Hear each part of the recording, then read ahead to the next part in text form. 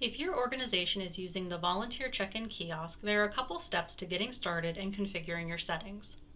You can access the check-in kiosk by downloading the mobile app, or it's also available on your desktop. Once you log into your kiosk site, you can go to the menu and then go to your site settings. This allows you to choose what type of volunteers you want checking in and out on the kiosk. We'll discuss each of these in more detail in a moment, so you can see how the check-in process is slightly different for each type of volunteer. By default, the kiosk is designed to log hours when a volunteer checks out. However, you have the option to disable this if you want to use the kiosk for something like meeting attendance and don't want to associate hours on a certain day. You also have the ability to customize if you want to log hours automatically when a volunteer checks out, or if you want them sent to an approval queue for further verification. Finally, you can decide if you want volunteers to choose an activity when they check in, or if you want hours logged without a category. To use the kiosk, a site manager will need to log in with their credentials on a shared device.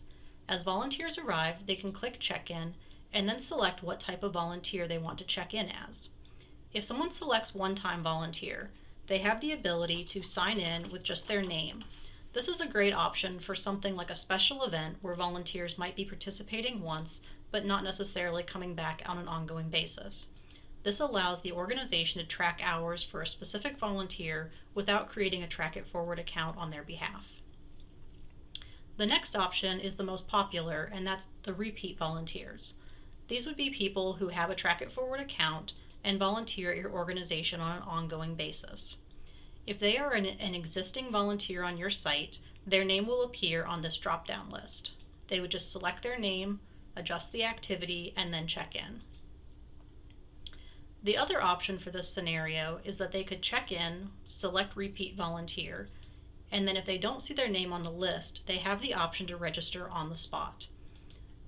By registering here, they are basically creating a Track It Forward account and signing in for their shift that day. The next option is to allow groups to check in.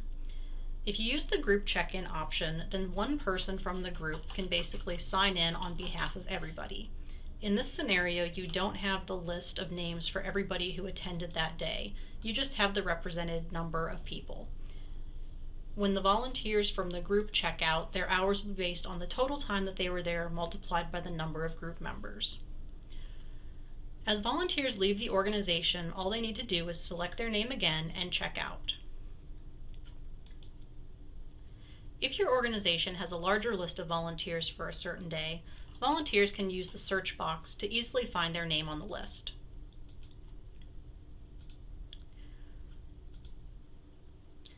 Let's take a minute to go over to the organizer dashboard and talk a little bit about how these volunteers will look after they check out with the kiosk. If you go to the volunteers page of your organizer dashboard, you will see a list of all of the volunteers who are registered with your organization. The first list of volunteers represents the active users on your site. This is what we would consider the repeat or ongoing volunteers. If you scroll down, the second list represents what we call managed volunteers. This is the list of volunteers with no email address.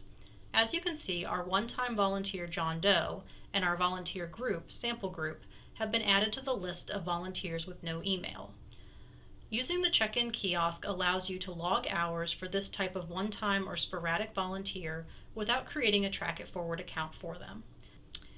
At any point, you can go back to the kiosk and revisit your site settings to update for changes. This makes it very easy to customize how you want the check-in sheet to look each day, depending on what activities are going on and what type of volunteers might be checking in. If you have any other questions about the check-in kiosk, you can check out some of our additional help articles or feel free to contact our support team.